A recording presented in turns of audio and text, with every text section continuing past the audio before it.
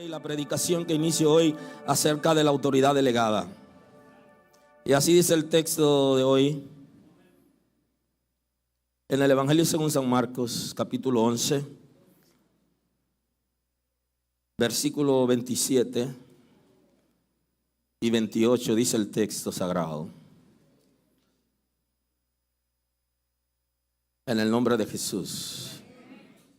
Volvieron entonces a Jerusalén, y andando él por el templo vinieron a él los principales sacerdotes, los escribas y los ancianos, y le dijeron: ¿con qué autoridad hace estas cosas?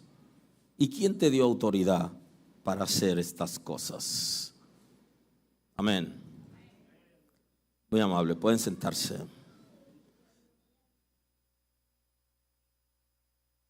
Hablamos hoy con ustedes acerca de la autoridad delegada. Es un concepto que hemos hablado antes y que ustedes manejan. La autoridad delegada tiene que ver con el poder de gobernar, equivale al concepto de mayordomía, el derecho de ejercer poder. Para los griegos, autoridad delegada es como socia, la idea es de mayordomía. Cuando recibimos que nos delegan alguna responsabilidad, y a todo el que le delegan una responsabilidad, un día pueden decirle: ¿qué has hecho con aquello que has recibido?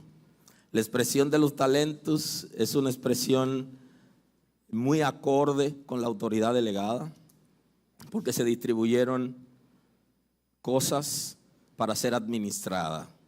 Y eso ocurre con los ministerios, eso ocurre con la actividad que hace la iglesia como tal, porque hay una autoridad delegada sobre la iglesia como institución, como embajada del reino de Dios, y una autoridad individual para nosotros como iglesia operar. Poder. La autoridad delegada tiene que ver con poder, y el poder es la investidura que capacita a una persona para cumplir una misión.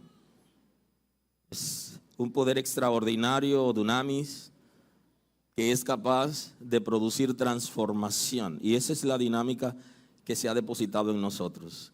Una palabra poderosa que se multiplica, que crece en la vida, que la recibe y que opera y es capaz de destruir cualquier cosa que esté establecido. Y esto es importante en el reino de Dios, porque para que el reino de Dios se establezca, ya las tinieblas se ha establecido antes. Por el pecado de Adán y el contrato que hace Adán con el enemigo, y eso es un contrato espiritual, ya él tiene cierto derecho y él se ha establecido en la descendencia de Adán. Entonces, para poder establecer el reino de Dios se necesita tener autoridad delegada, se necesita tener poder para poder destruir lo que ya está antes y poder establecer. Aquí hay que desarraigar, hay que desestabilizar para poder establecer el reino de Dios, porque ya alguien ha ocupado esa posición en el corazón del ser humano y está operando en el ego del ser humano mediante la naturaleza concupiscente, y necesita aquella persona que ha sido comisionada para una misión y que se ha delegado sobre él autoridad, tiene que tener poder para desestabilizar las tinieblas y establecer el reino de Dios. Es quitar y poner. Y hay mucha gente que por eso no han podido tener éxito, aun cuando tienen tiempo considerable en la iglesia, porque no han podido desalojar todavía lo que ha operado desde siempre en la familia y en su vida para que el reino de Dios pueda establecerse. Cuando el reino de Dios se establece, las cosas son diferentes. Y entonces ahí está, en la autoridad delegada viene ese poder que es capaz de transformar. Aleluya. Aleluya. Y justamente eso es lo que nos hace falta, es más transformación. A todos lo que nos hace falta es mayor rendimiento para que se complete la obra. En este caso, la mayordomía implica responsabilidad y sumisión jerárquica. Cuando hay autoridad delegada, entonces debe haber sumisión jerárquica, porque hay alguien que está sobre nosotros, que nos delegó. Y Pedro, cuando habla, refiriéndose a los pastores, le dice que el príncipe de los pastores se va a presentar un día. Entonces, esa es la dinámica. Hay alguien que está por encima de los que estamos dirigiendo y gobernando, a quien hay que dar cuenta, porque el concepto mayordomo es el que no es dueño, sino que administra. Aleluya. Igualmente, toda función que se ejerce en autoridad delegada es un concepto de administración, de mayordomía. Pero el Señor en su misericordia nos ha investido, ha puesto una investidura importante en nosotros, nos ha posicionado, porque la investidura tiene que ver con posicionamiento en una actividad o dignidad de importancia colectiva que no puede ser ejercida indistintamente. Cuando la autoridad es delegada en alguien, le están dando una investidura, le están invistiendo para ejercer una función que no puede ser ejercida por cualquier persona que quiera, sino solo por aquellos que han recibido la investidura. De ahí que existe en los países del mundo, para la mayoría de las carreras, lo que se conoce como el S4. ¿Verdad? Y ustedes, por ejemplo, los que han estudiado Derecho saben que aunque se graduaron en la universidad, tienen que ir a una juramentación. En este país hay un diseño de esa manera, una juramentación, que es donde, aunque se han investido ya para ejercer el derecho, van a una juramentación previamente establecida y luego reciben el permiso para operar. Y eso es autoridad delegada. Ese es el concepto de la investidura. El que ha recibido autoridad delegada tiene una investidura para ejercer un tipo de actividad que no se le permite indistintamente a la gente ejercer como quisiere. Aun cuando se han graduado, necesitan un permiso de operar en el Estado. Otros países tienen acuerdo, hay acuerdo entre países que le permite ejercer una carrera. Usted se graduó aquí, puede ejercer en otro sitio, pero hay países que aún así usted tiene que hacer una validación en ese país para usted poder ejercer. Entonces le están dando investidura, le están dando autoridad para usted ejercer. Y así es el reino de Dios. Las cosas que los diseños de la tierra vienen dados a partir de lo que existe en el cielo. Aleluya. El Señor ha dado autoridad, y autoridad tiene que ver con gobierno, tiene que ver con dirección. Por eso los gobiernos constitucionales del mundo, el pueblo, por medio de elecciones directas, le da autoridad. Un gobierno constitucional tiene la autoridad delegada por el pueblo y él a su vez tiene autoridad para delegar funcionarios. Y el concepto del pueblo gobierna o concepto democracia viene de ahí, que aunque no existe en la praxis la democracia, pero debería ser así. Los gobiernos que ejercen de manera constitucional y libremente, debería existir la democracia. Y no existe necesariamente la democracia porque aunque el pueblo elige, pero no siempre el pueblo gobierna o disfruta de algunos privilegios, porque en la democracia los privilegios son universales para todos, no solo para el grupo de poder que opera en un momento determinado. Y por eso no existe en el concepto amplio la democracia. En esto tiene autoridad para delegar funcionarios nacionales y consulares. O sea, ese gobierno que el pueblo ha dado autoridad tiene, que le ha, mediante el voto, tiene una investidura para él nombrar funcionarios en el país y los representantes fuera del país. En cambio, las monarquías, la dinámica de las monarquías es diferente, porque en la monarquía no, aunque hay monarquías constitucionales, pero el concepto no es para la monarquía, sino porque tiene algunos poderes del Estado que gobiernan simultáneamente, pero el rey no está sujeto a elecciones directas, sino que es por descendencia o por dinámica que existen en las monarquías que pudieran diferir una de otra, pero hay una investidura que es traspasada de uno a otro en descendencia. En el caso del Señor, nuestro Señor tiene autoridad por dos razones que he conversado con ustedes en estos días. Y es la autoridad de creación. Él nos ha creado y tiene autoridad sobre aquello que Él ha creado.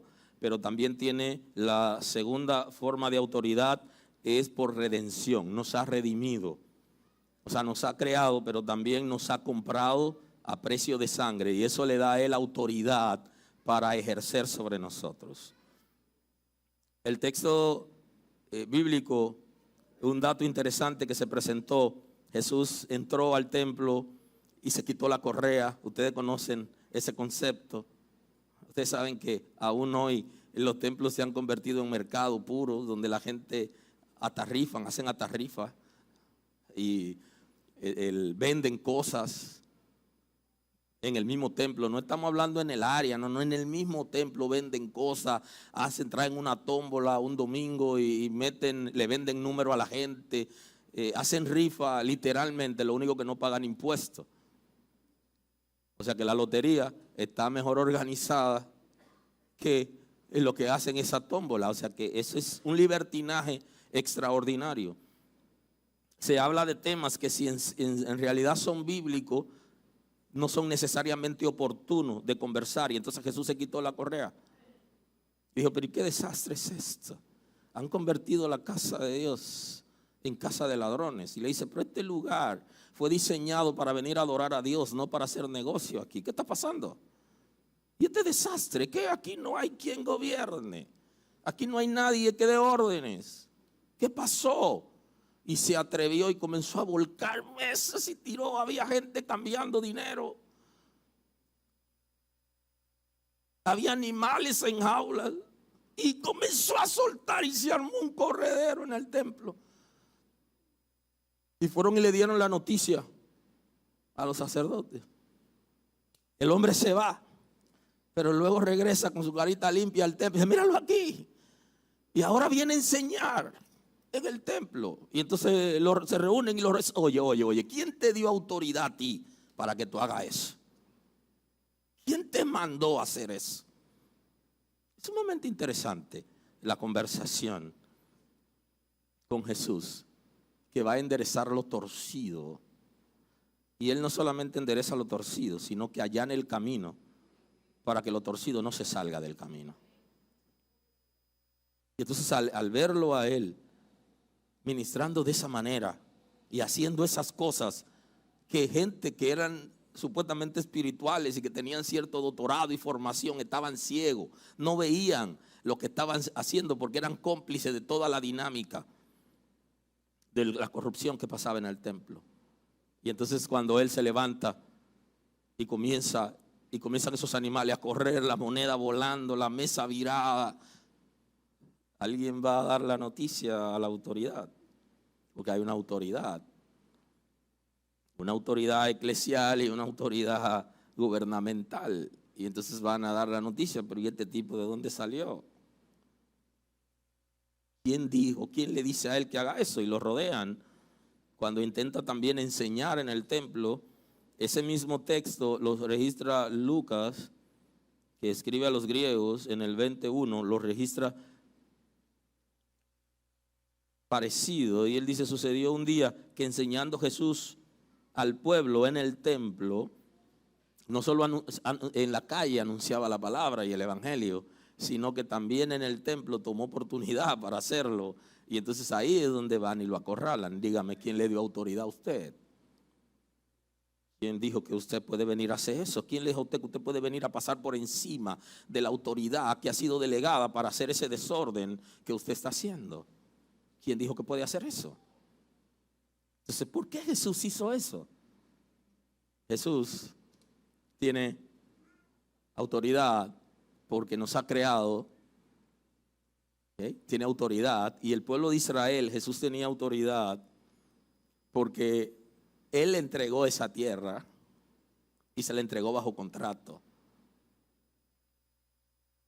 Tenía autoridad porque Él era el Señor del templo. Aleluya. ¿Alguien está aquí hoy? Tiene autoridad sobre mí porque Él me creó y es dueño de mí.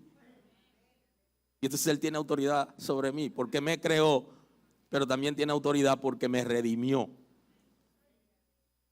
Porque me compró a precio de sangre. Y entonces ese es el concepto de señorío de Cristo. Entonces ahí se complica la cosa y ese es el concepto de autoridad. Ejercer, pero él no podía ejercer según la normativa jurídica y eclesial de Israel porque él no estaba investido para eso humanamente. Y lo que él hace entonces cuestionado. ¿Qué pasó contigo? Y un dato interesante que se refleja de la autoridad delegada es cuando Jesús va donde Pilato. Dice en el capítulo 19 del Evangelio según San Juan, dice, y entró otra vez en el pretorio y dijo a Jesús, ¿de dónde eres tú? Mas Jesús no le dio respuesta. ¿De dónde eres? Se queda callado. Entonces le dijo Pilato, ¿a mí no me hablas? El concepto es, ¿no me responde? ¿No sabes que tengo autoridad para crucificarte y que tengo autoridad para soltarte? Dato interesante. Porque sobre Pilato estaba la investidura del gobierno romano. Él era gobernador.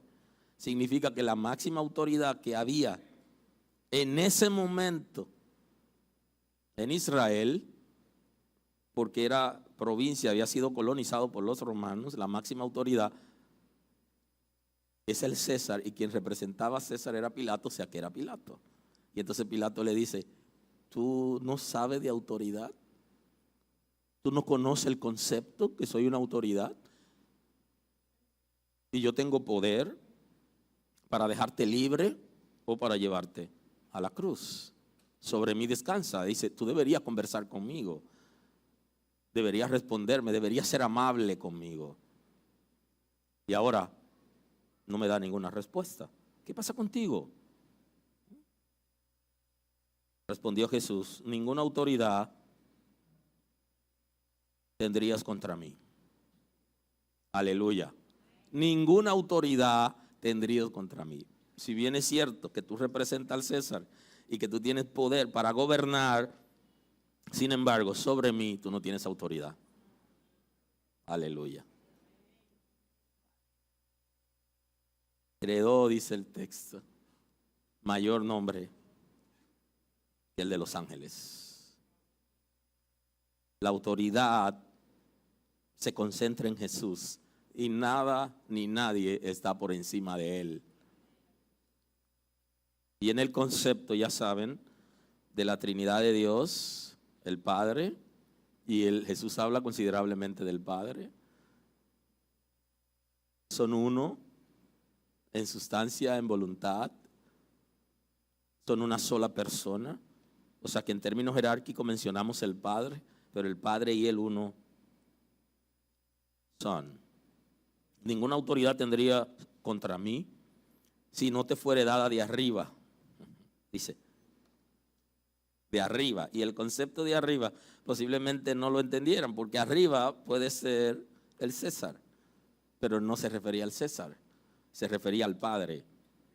Ninguna autoridad tiene sobre mí si no te fuere dado del Padre, es el concepto. Por tanto, el que a ti me ha entregado, mayor pecado tiene. O sea, el problema no es contigo, Pilato, no es contigo, no es contigo. El problema es con el que me trajo aquí y tiene mayor pecado, porque está entregando al Señor a quien él supuestamente sirve. Y de ahí la palabra profética en ignorancia del sumo sacerdote. Es necesario que uno muera por todos y no que todos muramos.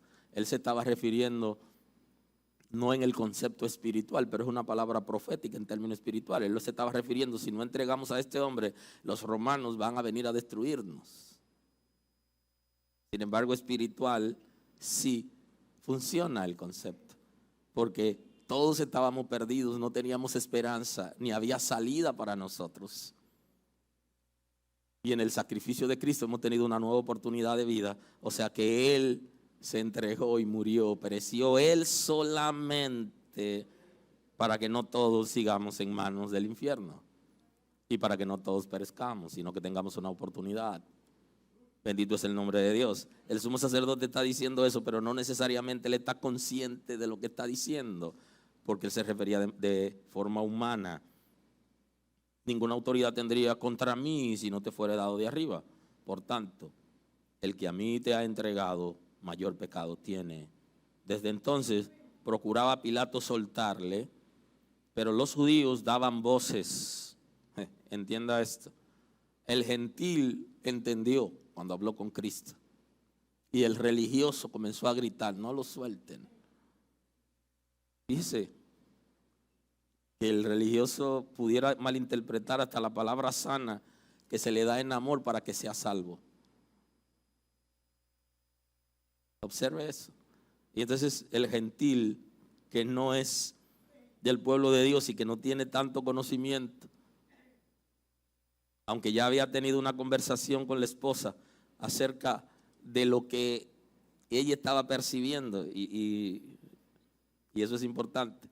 Las mujeres a veces están percibiendo cosas en los líos que nos estamos metiendo, espiritual y físico, que nosotros por nuestro nivel de ceguera no lo entendemos. Viejo, pero escucha, detente, ya cállate, observa, detente un momento y escucha lo que te están diciendo. ¿Qué le dice la mujer a Pilato? Le dice, mira, yo he tenido un sueño medio difícil con ese señor y yo no veo oportuno que tú te metas en lío, porque yo siento como que si un hombre es santo. Y entonces esto de alguna manera le trabaja. Cuando conversa con Jesús, él entonces entiende lo que Jesús le está diciendo. Dice, no, tú no eres culpable, los culpables son aquellos que me han entregado a ti. Ya sabemos que Jesús vino para salvarnos y que Él debía ir a la cruz, pero no tenía su pueblo que entregarlo. Eso tenía que ocurrir, pero no tenía que ser. Alguien va a entregar a una persona, pero tú no tienes que ser el delator. Tú no tienes que ser el que tiene maldad. Desde entonces procuraba Pilato soltarle, pero los judíos daban voces diciendo, si a este suelta, no eres amigo del César. Dice, si lo suelta, te vamos a calentar con el César, con el rey, porque tú estás uniéndote con alguien que se hace similar al César. En otra palabra, está traicionando al César. Si a este suelta, no eres amigo del César. Todo el que se hace rey, a César se opone. Dice. Si lo sueltas es porque tú te has sublevado contra el César, porque él se está haciendo rey. Y ya saben, Cristo es rey, Cristo es profeta y Cristo es sacerdote. Y sobre la iglesia está la unción que está en la cabeza, que es Cristo. La unción del rey está sobre el pueblo. Y observamos aquí el concepto de autoridad. Había una autoridad delegada en él y a él lo están acusando de no ejercer la autoridad. A Pilato le están acusando de no ejercer la autoridad que había sido delegada en él, sino de hacer trama con los contrarios. Y por eso el pueblo utiliza una palabra sagaz para convencer y le dice, pero tú te has ido del lado de lo contrario, porque él se hace rey y todo el que se hace rey entonces es enemigo del César. Es un rey paralelo el que tú estás permitiendo aquí. Entonces ahí ya él se desliga del asunto y se da cuenta que ellos estaban determinados a la crucifixión de Cristo, que fue para beneficio nuestro, pero no necesariamente tenían los judíos que entregarlo. De ahí que la apología que hace el profesor Bosch acerca de Judas él hace una apología interesante donde él está planteando que Judas fue calumniado, que no entregó al maestro, sino que fue los romanos que lo crucificaron. Él hace la apología a partir del concepto que está emitido aquí, porque al final quien aparece crucificando a Cristo son los romanos. Y entonces en la defensa que hace el profesor Juan Bosch acerca de Judas calumniado, que es un material que para los estudiantes del Instituto de Liderazgo deberían leer, es importante. Se trata de eso. Dice, no, Judas fue calumniado porque quienes llevaron a Jesús a la cruz fueron los romanos, porque él competía con los romanos. La verdad es que él también entró en competencia con los líderes del pueblo. Lo hizo cuando entró al templo, lo hizo cuando salía a la calle, todo el mundo seguía detrás de él.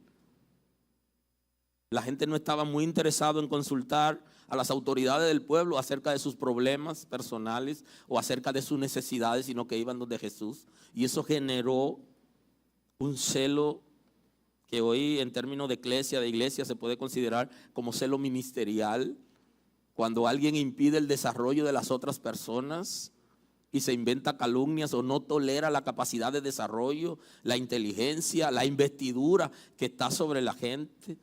Y de que Dios lo usa, Dios usa a cada quien en su lugar, en su momento. Y somos un equipo, y Dios es un equipo en sí mismo. Y entonces se considera como celo ministerial cuando alguien que está en el ministerio impide el desarrollo de las otras personas a quien el Señor ha puesto dones y ministerios.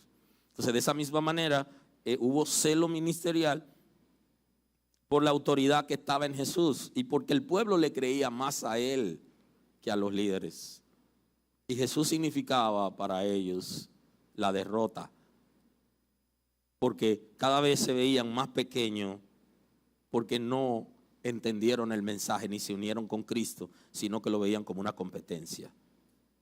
Bendito es el nombre del Señor. Por eso en el Evangelio según San Mateo se registra, el evangelista Mateo que escribe a los judíos registra en el capítulo 7, registra algo interesante. En el versículo 28, y cuando terminó Jesús estas palabras, la gente se admiraba de su doctrina, porque les enseñaba como quien tiene autoridad y no como los escribas. Dato interesante. Ahora ellos están diciendo, están comentando, están ardiendo por debajo. Fíjense, comparar no es bueno, no es saludable, pero el ser humano se dedica a eso. Tiene una relación anterior y quiere compararla con esta relación. Trabajaba en una empresa y ahora quiere compararla con eso. Pertenecían a una iglesia y ahora quieren compararla con esta. No funciona, las comparaciones no son buenas, pero el pueblo lo hizo y esa es la naturaleza del pueblo.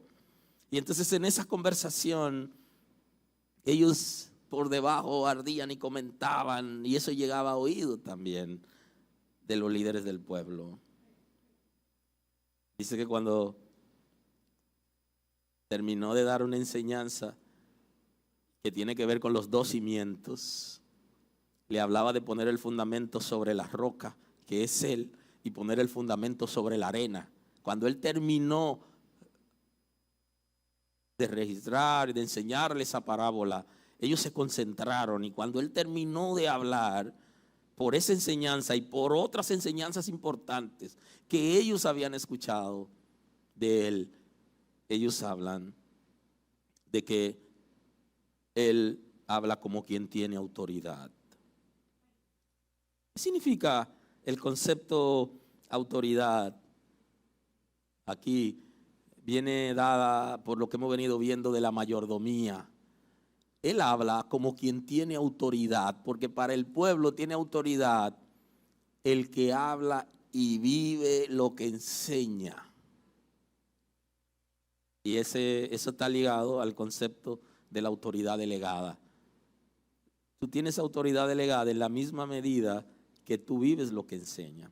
La mayoría de los conflictos en la relación de parejas y en la familia vienen dados porque los cabezas no siempre lo que están enseñando lo están viviendo.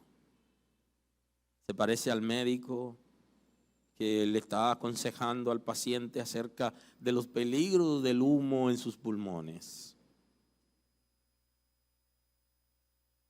Le pide el médico al paciente se le queda el carnet y cuando regresa, se encuentra el médico con un cigarro prendido. Aleluya.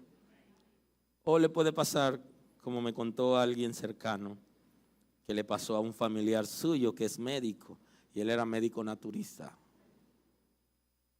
Y en un supermercado, unas mujeres que estaban haciendo una dieta, lo encontraron con un lechón al hombro. Y quisieron matarlo.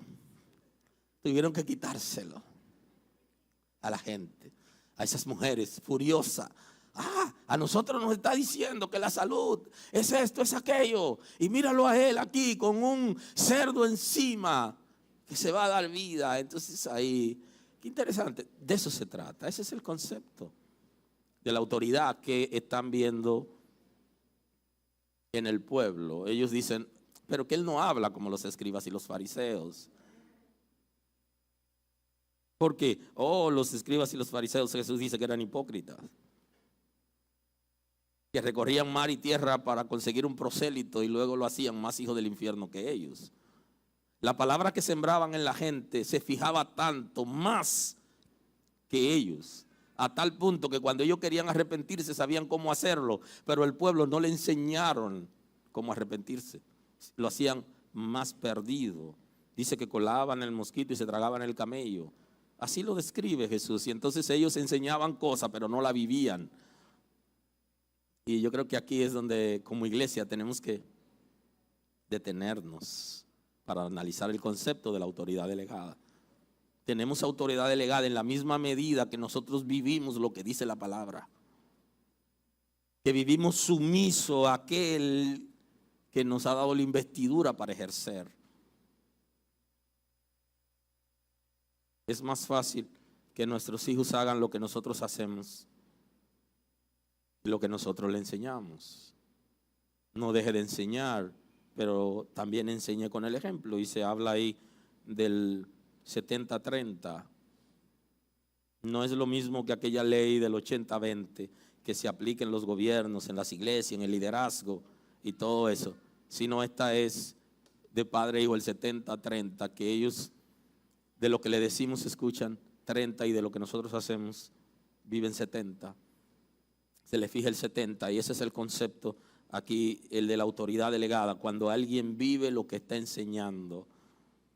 Y eso es sumamente importante porque está muy ligado al concepto de mayordomía. Bendito es el nombre del Señor. Y cuando terminó Jesús estas palabras, la gente se admiraba de su doctrina, porque les enseñaba como quien tiene autoridad y no como los escribas. Él no está enseñando como las autoridades debidamente investidas. Él tiene una diferencia entre lo que dice. Sentimos que lo dice con autoridad. ¿Por qué?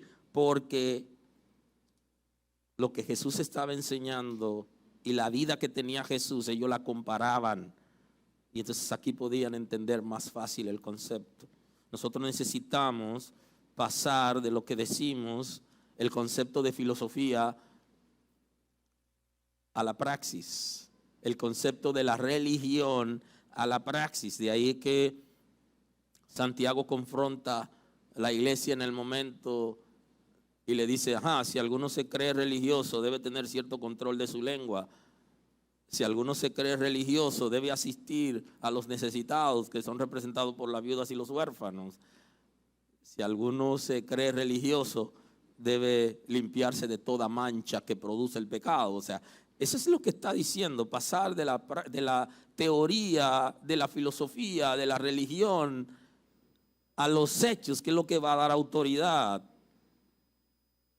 Santiago analiza tres puntos importantes que le dan autoridad al creyente y que debe atravesar para salir de la religiosidad, y es refrenar su lengua del mal. Parece que Santiago se enfoca considerablemente en analizar la lengua. Parece que él había vivido esas experiencias difíciles con la gente que tienen lengua suelta y con creyentes en las iglesias que son capaces de acabar con todo el mundo y son capaces hasta de dar pela de lengua, y lo menos que le enseñan a sus hijos es alabar a Dios. Parece que él había tenido esa experiencia y él lo analiza considerablemente, y dentro de los puntos que pone aquí, él señala 3 puntos que hacen que pasemos de la religiosidad a la praxis, que creo que ya lo habían visto, el pueblo lo había visto en los escribas y los fariseos, y por eso decía que Jesús tenía autoridad, porque para tener autoridad hay que refrenar la lengua del mal, hay que dejar de hablar mal de las otras gente, herir a la gente con palabras y herir su estima e insultar. Eso quita autoridad y por eso no podemos ejercer, y por eso muchas veces no tenemos éxito y nos preguntamos, ¿por qué no tenemos éxito? Refrena tu lengua del mal. Comienza por ahí. El segundo punto importante que Santiago está presentando es el de que el que tiene la autoridad delegada, para poder ejercer autoridad, necesita compartir lo que tiene con el que tiene necesidad. Los escribas y los fariseos no hacían eso. Por el contrario, si podían despojar a la gente de lo que tenían, lo hacían con toda facilidad.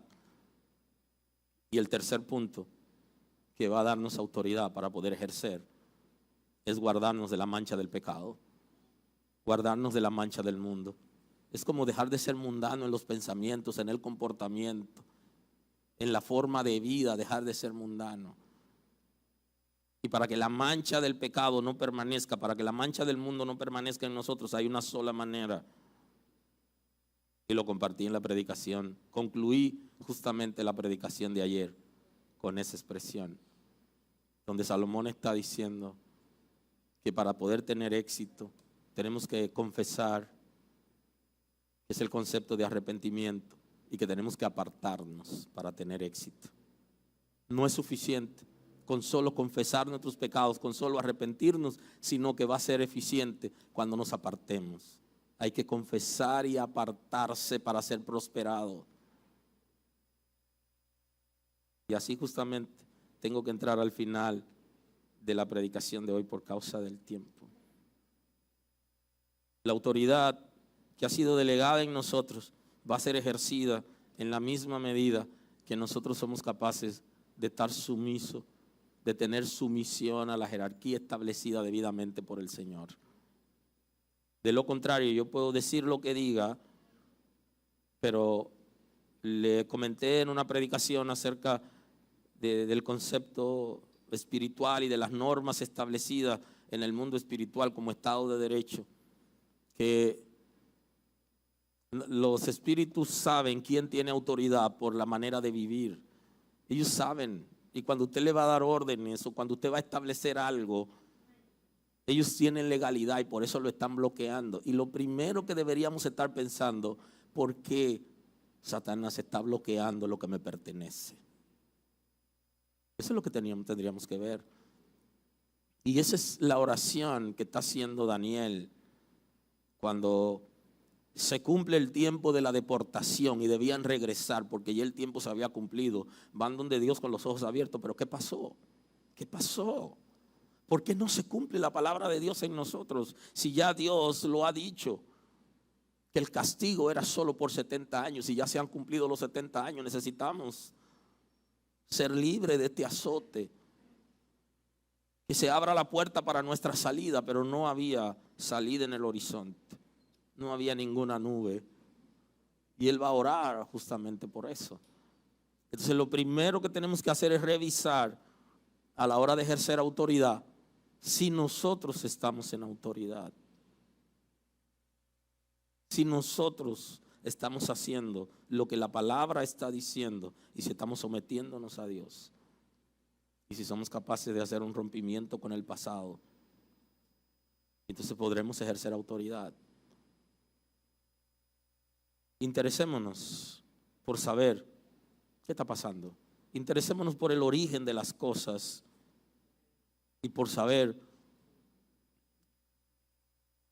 ¿Qué cosa está impidiendo que se convierta en materia la palabra que Dios nos ha dado? ¿Qué cosa lo está impidiendo? ¿Qué es lo que hay que no deja que eso que se dio en el mundo espiritual se traduzca en el mundo físico? Que esa orden que Dios dio, ¿por qué yo no la he recibido? ¿Por qué no puedo disfrutarla? ¿Por qué yo no puedo disfrutar las promesas de Dios? ¿Qué pasa? Tengo que buscar el origen de eso. ¿Por qué no está siendo efectivo? ¿Por qué yo no estoy siendo efectivo en la autoridad? ¿Qué está pasando? Yo tengo que revisar eso. Y eso es personal, es individual, pero también es colectivo. Cuando se escribe a la iglesia de Éfeso, a las iglesias de Asia, incluyendo la de Éfeso, claro, se le está llamando la atención por una serie de comportamientos que ellos tienen y que no habían tenido el discernimiento para descubrirlo, pero que esas cosas estaban impidiendo el desarrollo de la iglesia. Entonces deberíamos estar pendientes de preguntar al Señor, de detenernos, ¿qué es lo que está impidiendo que tu gloria se manifieste en mi vida? Si tú has dicho que sobre mí será vista tu gloria, ¿qué es lo que está impidiendo que se vea? ¿Qué está pasando? ¿Por qué no se refleja en mí la revelación, la palabra que se ha dado a mi favor? Quiero concluir hoy con una expresión que tengo aquí. En la segunda carta del apóstol Pablo al pastor Timoteo. Segunda carta a Timoteo 2:4. Ninguno que milita se enreda en los negocios de la vida a fin de agradar a aquel que lo tomó por soldado. Y también el que lucha como atleta no es coronado, sino lucha legítimamente. Dos conceptos importantes está dando el apóstol Pablo al pastor Timoteo. Ninguna persona que entre en un ejército, que milite en algún ejército, va a agradar a aquel que lo llamó por soldado haciendo malos negocios. Ningún soldado, ningún policía va a agradar al general yéndose de lechuza y escondiendo el fusil entre los matorrales y dejando su posición sola y yéndose. Ninguno que milita en un ejército, en ningún ejército, menos en el ejército de los cielos, se envuelve en los negocios de la vida. Deja de militar en el ejército para envolverse en cosas personales y de esa manera pensar en que puede agradar al que lo llamó para que milite en ese ejército. ¿Qué atleta va a ser coronado si no lucha legítimamente? Cuando le hagan la prueba de dopaje, van a descubrir que hizo fraude y que no merece la corona. Ese es el concepto, luchar legítimamente. El que lucha legítimamente no utiliza las herramientas, los trucos que utilizan la gente mundana para conseguir las cosas. Ninguna persona que quiere agradar al que lo tomó para militar en un ejército abandona su posición para envolverse en los negocios de la vida. Ningún atleta que quiere tener éxito usa sustancia prohibida en ese deporte, porque tarde o temprano lo van a descubrir y será una vergüenza. Aleluya. Aleluya. Los que tienen autoridad del Señor, que la han recibido, tienen autoridad delegada, no se envuelva en los negocios de la vida para agradar a Dios. Envuélvase en los negocios de Dios y que los negocios de la vida estén por debajo y que estén supervisados y que sean aprobados por Dios. Si quiere ganar en una competencia, no luche de la misma manera que luchan los otros, ni utilice técnicas no apropiadas en el deporte, porque cuando te hagan el examen de dopaje no te va a ir bien. Al final no puede ejercer autoridad. Y ahora sí que concluyo. Y la próxima vez que nos volvamos a ver voy a analizar el texto que le voy a leer en Mateo 28:16. Pero los 11 discípulos se fueron a Galilea, al monte donde Jesús había ordenado. Y cuando le vieron, le adoraron, pero algunos dudaban. Y Jesús se acercó y les habló diciendo: toda potestad me es dada en el cielo y en la tierra. Por tanto, id y haced discípulos a todas las naciones, bautizándolos en el nombre del Padre, del Hijo y del Espíritu Santo, enseñándole que guarden todas las cosas que os he mandado. Y he aquí, yo estoy con vosotros todos los días hasta el fin del mundo. Toda potestad me es dada, dice Jesús. Él tiene poder sobre todo, porque su nombre tiene autoridad y ha delegado esa autoridad sobre nosotros. Así que nos veremos con un nuevo concepto de autoridad delegada en nuestra próxima entrega.